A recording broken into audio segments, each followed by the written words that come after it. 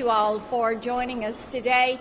You know, there has been a lot said about big tech censorship of what transpired around the origins of the COVID-19 virus and where this came from, how it moved to a pandemic. And then there's also questions about what the American people were told and the timeliness or lack thereof of what they were being told. We know that Facebook recently reversed their decision on taking down any kind of information that said it came from the lab in Wuhan, that Beijing should be held to account. YouTube had previously announced that it would censor any content that contradicted the Beijing-run and China-funded World Health Organization. YouTube even took down a video from some medical doctors who were questioning the value of these lockdowns and were questioning what it does to the population and especially what it does to our children. Twitter, they locked down the account of a virologist, a Chinese virologist, who was saying this is what they're doing, gain-of-function research, this is what they're doing in the Wuhan Institute of Virology, holding the Chinese Communist Party to account. I will tell you this, big tech has really stepped over, they have stepped over the line on this one. We all have suggestions of how we as a Senate should move forward and things that we should do to make certain this never happens to the American people. Senator Braun? Thank you. And I'll tell you where we need to start. You had a unique thing happen, I think it was just last week, where by unanimous consent, that hardly ever happens on a critical issue unless you're maybe renaming a post office or something. We got it through the Senate to ask our own intelligence agencies to release the information that we house. And for as much havoc as this has created, not only for our own country, across the world, why we wouldn't start there with President Biden, spoke to Secretary Blinken, asked him. He said, had no good reason why you would not release that information. We need to start there to get to the bottom of it. And when you talk about big tech being mum on the subject, basically, when you've got every U.S. senator that wants to at least start there, we need to have accountability. And I think it's for them to step up and lead the charge. They are the place that people look to, listen to, where are they at? And we need to start there. Let's hold our own intelligence agencies accountable, release that information, declassify it. Senator Marshall? Okay. Well, Senator Blackburn, thank you so much for giving us a chance to sit here and talk about the Wuhan lab leak and the cover-up thereof, you know, what we affectionately refer to it as Batgate. You know, it occurred to me as I was sitting there reading Dr. Fauci's emails recently that everything I learned in 10th grade science, everything I learned as a doctor about the scientific method, about hypotheses and developing theories, that we just threw that all out the door. You know, I was shocked as I went back and reviewed some of the letters that were written, but really what rose my suspicion was somewhere back in January of 2020. And the Chinese were saying that there was no person-to-person transmission. The WTO agreed, and the CDC didn't stand up to them. And that led for me to have a phone call with the CDC. And all the national journalists were reporting that the United States scientists were investigating this new novel virus. And when I talked to the CDC, they said, well, we've got scientists in Beijing, but they're thousands of miles from Wuhan, so we really don't have anything to tell you. And then the next thing I see is this a letter signed by a group of scientists who have ignored even the possibility that this virus could have risen from the laboratory. They totally ignored it. They threw out the scientific hypothesis that this was even feasible. And didn't come to find out most of those scientists, if not all of them, were receiving some type of funding then and in the future from the NIH and our CDC sat there and nodded their head in agreement. And then national journalists, big tech companies, they worked together to suppress this story. They worked together to censor those of us who thought that this virus may have originated there. And not only did they suppress, they actually shamed people who thought that this might have came from a laboratory. And then finally, we see in Dr. Fauci's emails a collusion, working with Dr. Fauci, big tech working together to suppress this story. You know, here we are, we're 17 months later. We still don't know anything much more about this virus. You know, I think that we have to hold the CCP accountable. And if the United States is in any way accountable, if they helped fund laboratories that led to the development of this virus, then we need to be held accountable as well. And we need a deep dive into what viral gain of research rules look like going forward as well. You know, we're never going to get to the bottom of this unless we stop this cover-up of the Wuhan lab leak until we stop Batgate. Thanks, Marcia. Senator Johnson? Go ahead. Well, Johnson. Okay, I'll go. I want to point out that the evidence about a potential lab leak theory has been hiding in plain sight for months. You know, the fact that our federal agencies, under the direction of Anthony Fauci, funded this type of research for years has been laying out there hidden in plain sight for months. Shame on the media, shame on the social media for not paying attention to it, for completely ignoring it. The result of this 18-month gap of fully exploring the true origin of the COVID virus probably means we'll never get to the bottom of it. China's had 18 months to destroy this evidence. But make no doubt about it, China is guilty. They are culpable. They knew they had a coronavirus. They knew they had a deadly pandemic-type virus in Wuhan.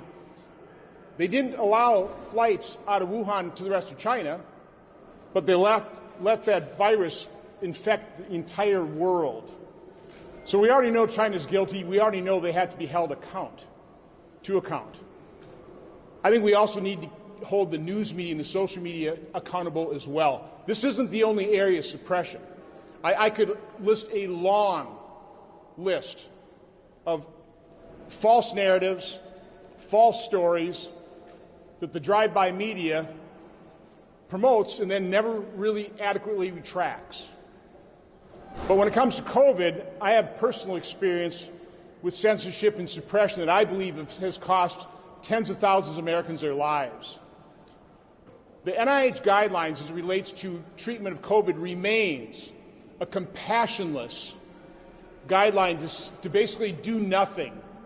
Go home, isolate yourself, be afraid, and if you just happen to get sick enough where you have to check yourself in the hospital, maybe we can save your life.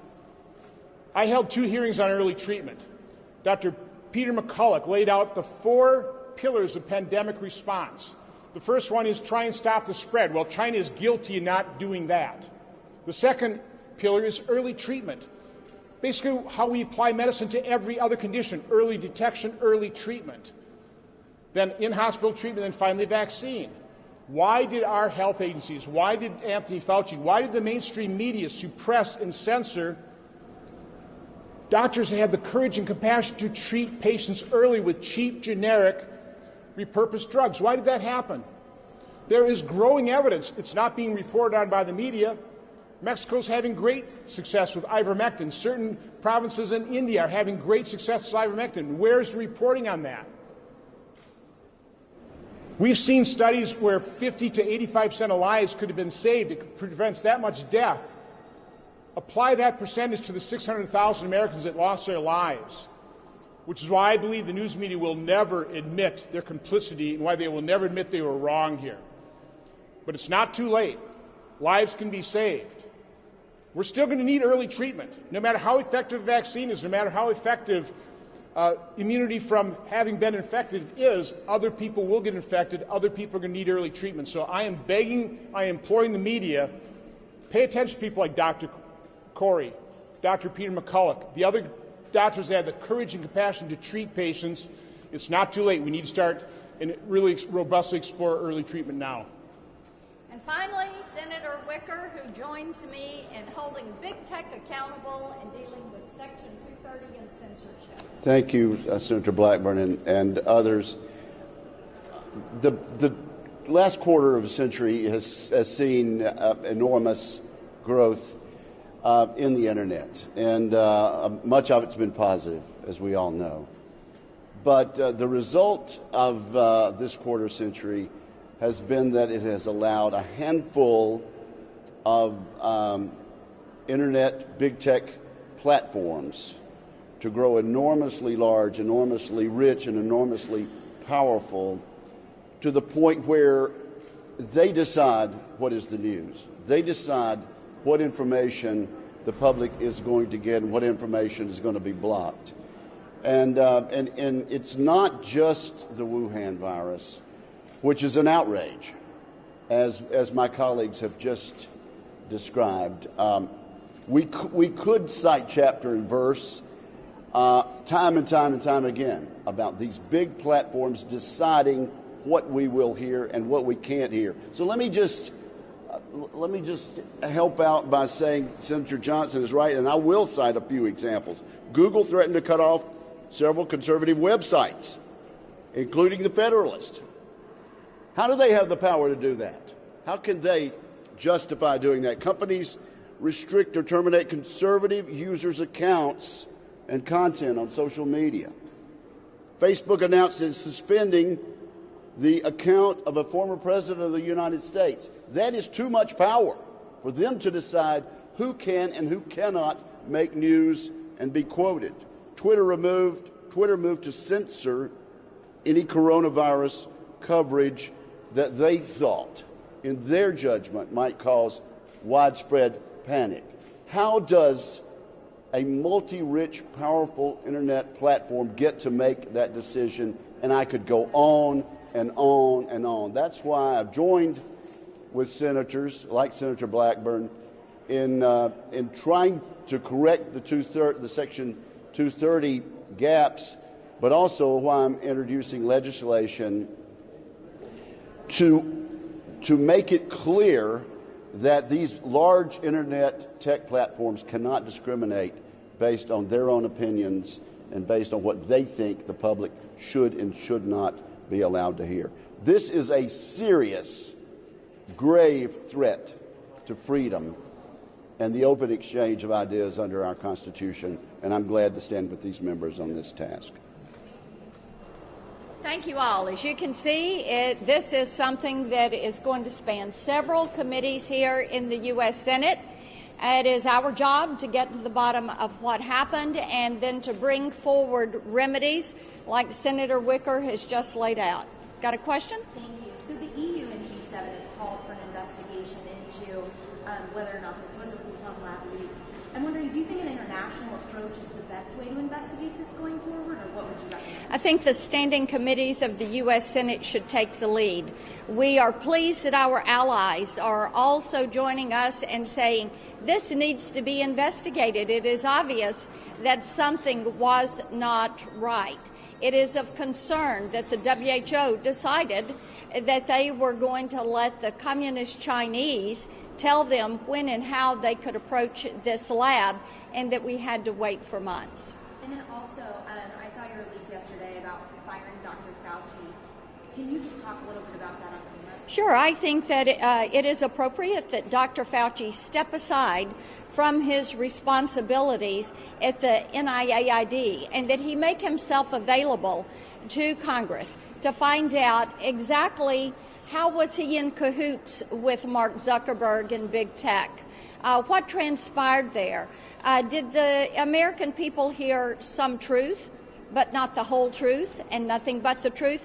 Why was there not timeliness of acknowledgement of concerns around the lab? Why was there not more of a concern around Wuhan saying you cannot go anywhere else in China, or the Chinese Communist Party saying you can go nowhere else in China if you're from Hubei province or you're from Wuhan, but you can travel the globe everywhere but China. These are things that, now look, we've got 3.5 million people that have lost their life. 3.5 million people. We have hundreds of thousands of American families who have experienced loss of life in their families to loved ones, to friends. We have loss of livelihood for hundreds of millions. We have children, precious children, that have just experienced loss of learning for a year, loss of socialization, that are showing emotional problems. And Dr. Fauci is funded by the U.S. taxpayer. And the taxpayer is saying, what did you do with our dollar? Thank you all so much.